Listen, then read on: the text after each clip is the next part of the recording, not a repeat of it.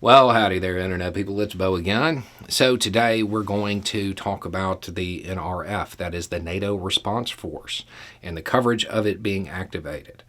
Because the coverage is coming out of the gate, making this seem like something that maybe it's not. The headlines are focusing on this is the first time the NRF has been activated.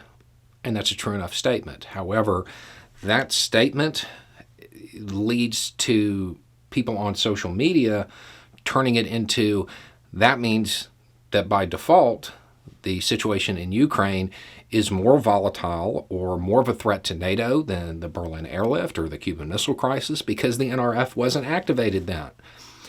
A key piece of context here is that the NRF is new. It emerged as a concept in 02-ish. It became operational in 04, and it didn't have its first big live training exercise until 06. This thing, you can't send it to the store for you because it can't get carted. The fact that this is the first time it's been used on this scale and a full deployment like this, a full activation, that's not quite the dramatic news that a lot of outlets are making it out to be. It's also worth noting that this isn't the first time it's been active. It's just the first time the whole thing was active at once.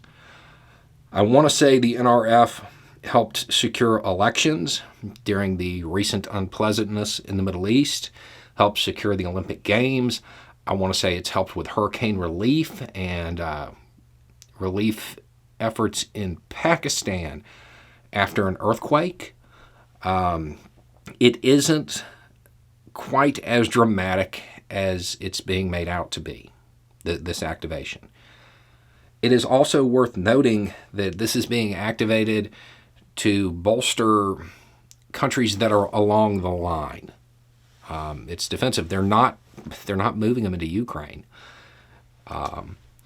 So just before people's anxiety gets a little too high with this news, understand it wasn't activated before because it didn't exist. This thing didn't even get created until after the Soviet Union collapsed. It hasn't even been operational for 20 years yet. So just kind of maybe tone that down a little bit. That's not quite the news that it's being made out to be. However, it is important to note that this means that 40,000 troops are now in a position to bolster NATO defenses if Putin was to attempt to move further than he already has. Anyway, it's just a thought. Y'all have a good day.